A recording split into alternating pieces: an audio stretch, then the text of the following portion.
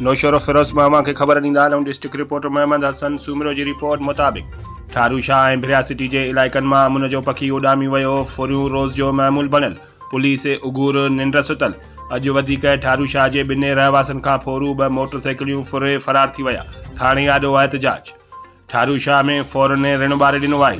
अॼु वधीक ॿिन्ही रहवासनि राइब खान पंवर ऐं साफ़ी ज़ाकिर उमरानीअ जे भाइटे ताबिश उमरानीअ खां फौरन 2 मोटरसाइकिलियूं फुरे फरार थी विया, जॾहिं त ठारू शाह ऐं भरपासे जा रोड गैर महफ़ूज़ बणिजी विया आहिनि।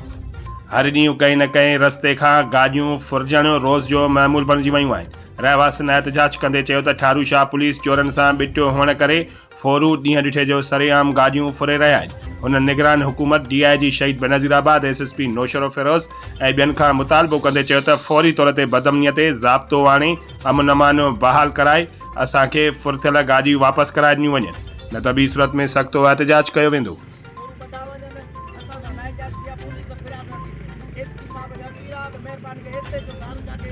फोन करे असांखां फ़रियाद वठे, न त अॻिते हली महिरबानी करे असां SP साहब वटि पाण ईंदासीं। किथों गाड़ी फुरदी आहे? गाड़ी फुरदी आहे गलीकोट मूसा नरपोर खां मुकाम खां 3 फोरू आहिनि, हिक खे पिस्टल आहे, टिनि खे कमनि जूं पिस्टलूं आहिनि। इलाइक़े जा माण्हू आहिनि, इलाइक़े जा माण्हू वॾेराउनि जी सपोर्ट था कनि।